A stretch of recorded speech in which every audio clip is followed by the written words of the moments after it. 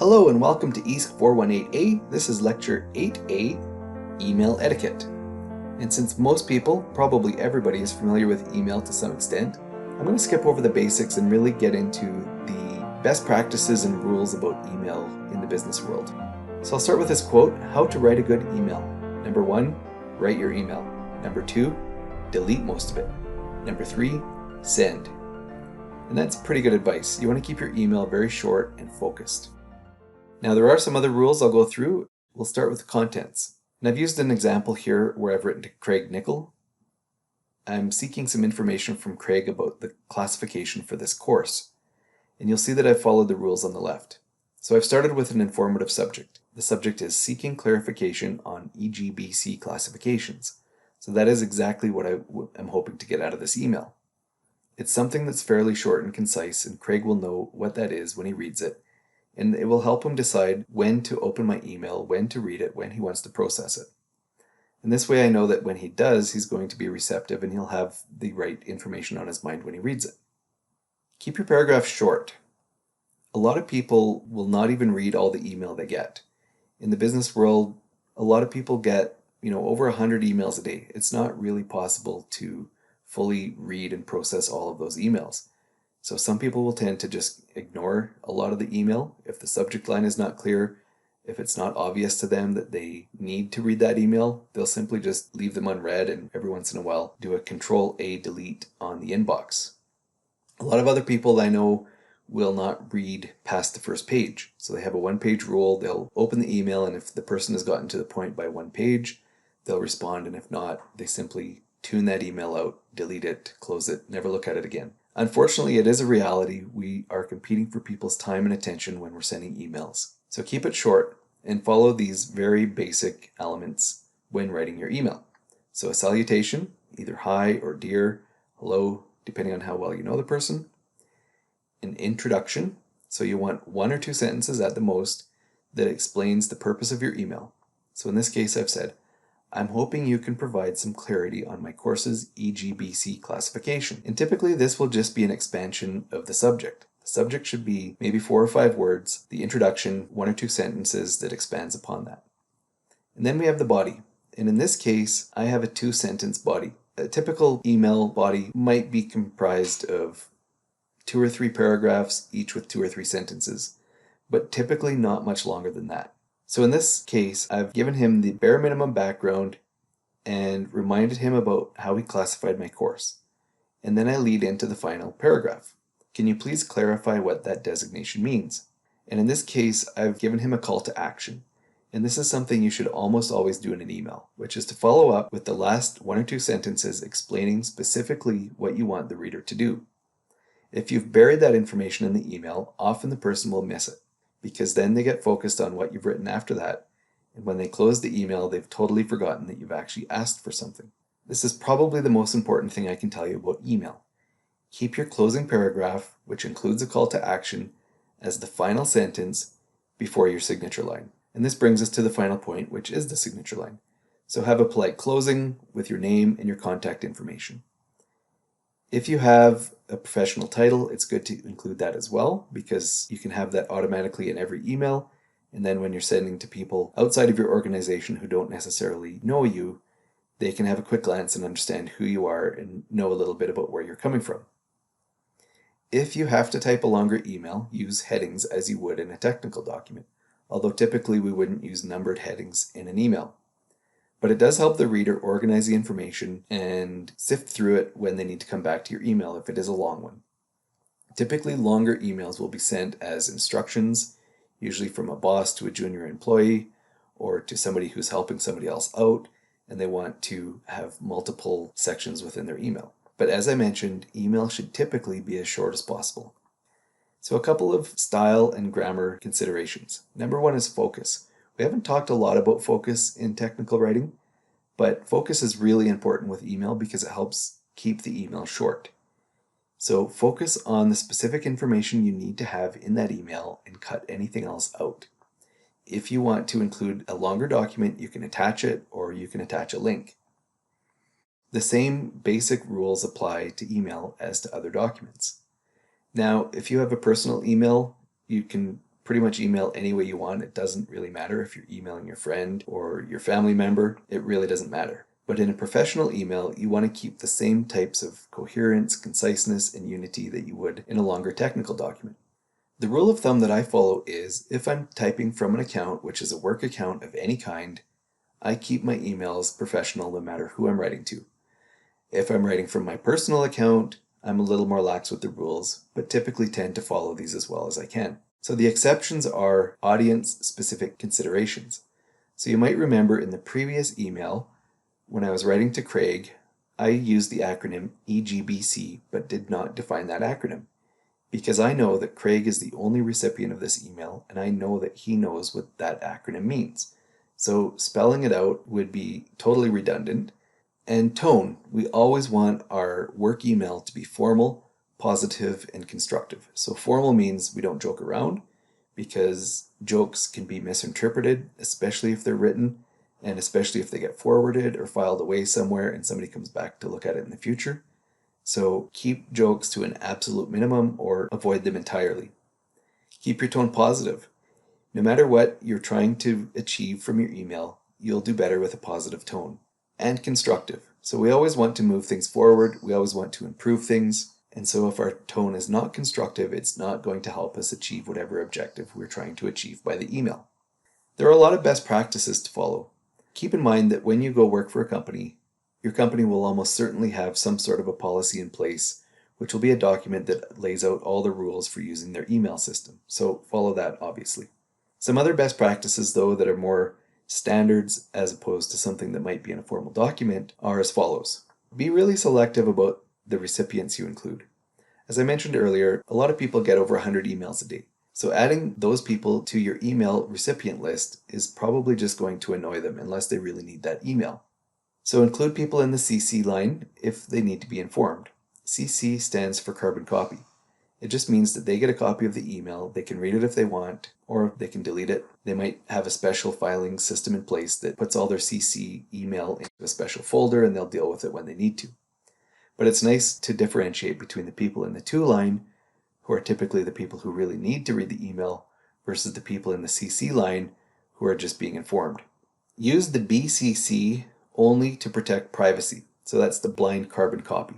If you send somebody an email and they are in the BCC line, they are not listed as a recipient. So I'll tell you a quick story about this. When I was a junior employee, in fact, I think it was the first year out of university on a job, my boss was reprimanding another employee and he decided to BCC me to sort of let me know what was going on because I was having trouble with this other employee. This was a horrible mistake because I actually replied to that email and I replied all. And within about a minute of replying all, my boss had run down the hall and he was pretty upset that I'd replied all, and in doing so informed the other employee that I'd been BCC'd on the email. But that was really his bad for BCCing me in the first place, as well as mine for using the reply all. But it was very embarrassing. It really was not a good situation. That was about 15 years ago. I've never used the BCC line since, except when you're sending an email to a large number of people and you want to protect their privacy, so you don't want anybody else to be able to reply all to them, in which case inform them that they've been included in the BCC line. Similarly, use the reply all function sparingly. It's very seldom that you will need to use the reply all. A lot of people, especially in a large organization, will send information to large groups of people requesting a reply or some sort of a response. And this happens in every organization I've ever worked in. It happens in consulting. It happens here at UBC. It happens pretty much everywhere. Inevitably, somebody sends out these large emails to large groups of people. Somebody will hit reply all and send information to 50 or 100 or so people that didn't need to see it. Sometimes it's embarrassing information. Sometimes it's just useless information that clogs up everybody's inbox. And then somebody else will reply all and say, can you please stop hitting reply all? And it's really just ridiculous. So avoid the reply all unless you really need it. Okay, so be cautious about email. Remember that email is shareable. Anything you write can be forwarded. It doesn't matter who you're sending it to or what the purpose is. Keep in mind that anything you write in that email could be read by any other person on earth. Email is also permanent. I have known a fair number of people in the past who tend to save every single email they've ever received and seem to be really good at digging up emails from several years ago that seem to be intended to come back to haunt people. So unfortunately, this does happen. Keep in mind, any email you send, it's shareable and it's permanent. So be really careful about what you write in an email from a work account. When you are replying to an email, so reply carefully. It's possible, probably fairly likely, that the person who sent you the email wasn't as concise as we would like. People often bury requests and calls to action somewhere in the email. Do your best to respond to each one. It's good practice to reply to their email and to reply in a different color at the point where they've asked for information, if they've asked for multiple pieces of information. Do not reply in haste, particularly if the email is contentious. So this brings us to our next point. Contentious emails, whether it's an original email or you're replying, if you have something that might be contentious to write to somebody else, wait 24 hours before you send it. I learned this very early in my career, and unfortunately I didn't always follow it, I'll be honest. I have sent a few emails that I've regretted and wished I'd waited, but I've also followed this rule several times and written an email, put it in my drafts folder, come back the next day and rewritten it with a much more positive and constructive tone. And every time I've done that, I've been extremely glad that I had, because I know that if I'd sent the original email, it would not have led to the outcome I wanted, to say the least. So be really careful about any sort of email where you're raising a contentious issue or replying to a contentious issue. So ask for a review. Send it to a friend that you really trust, or a boss, or a colleague, or somebody who you know will keep it in confidence, and just be flat out and say, I'm a little bit worried this might be super contentious. Can you please review this for me and let me know how it sounds? Because you might think you're being very formal. You will end up being fairly terse, often too terse, and you will raise the hackles of the person you're sending it to.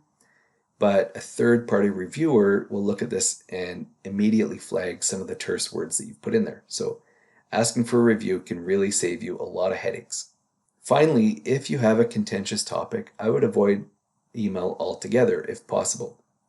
Simply reply and say, I think we should have a chat about this. Can you please phone me? This is also something I've learned the hard way, and I've seen it in practice many times, where simple conversation could have saved a long, contentious back and forth exchange of emails. And I've also seen it where a conversation has put that to an end very quickly. Next are some really best practices around managing mail. So schedule your email time. If you are in some sort of role that requires you to process a lot of email, set aside maybe an hour the first thing in the morning, around midday and near the end of the day, and have your email turned on during those times and turned off the rest of the time. Don't allow those little pop-ups to distract you from what you're doing. So that's the first thing I always do when I start a new organization or install a new email system, is to shut off any sort of notification. I do email on my time, and I do not allow email to suck me into its time. And that's a hard rule that I've lived by for many years, and it's really saved me a lot of time. Use a filing system. It doesn't matter what you use for a filing system. You can use the filing that's built into most email programs or in your operating system. It doesn't really matter. But once you've dealt with an email from your inbox, file it away where you need it, somewhere that you can find it later, but out of your inbox. Get it out of there. Use out-of-office replies if your absence is going to be more than a week. Don't use an out-of-office if you're going to be out of the office for half a day. Nobody needs to contact you that urgently. But also, some people tend to not use them at all, in which case you've emailed somebody 3 weeks later, they haven't gotten back to you, and then you find out they were out of office. So that's kind of annoying. And a big thing is test any links and attachments before you send it. A good practice is to not add the recipient's name until you've tested all of your links and attachments. So anytime I send an attachment, I try to open the attachment before I send the email. Even if I've just opened it before I've attached it to the email, I always reopen it after it's in the email, because it's quite annoying when you have to send a document and then resend it 3 seconds later with the right attachment, and then people have to figure out which is the right email to read. It's just really as I say, annoying. So test all of the links. So the second last thing you should do with an email is test all of the links and attachments. Make sure your links are active. Make sure your attachment is attached and that it's the right attachment. And then the last thing you should do is to add the name of the recipient, and that way you can't accidentally send the email too soon before you've tested all of these links. Okay, so that's it. There's nothing too complicated here, really just some best practices that can save you some headaches. And I'll see you in the next lecture.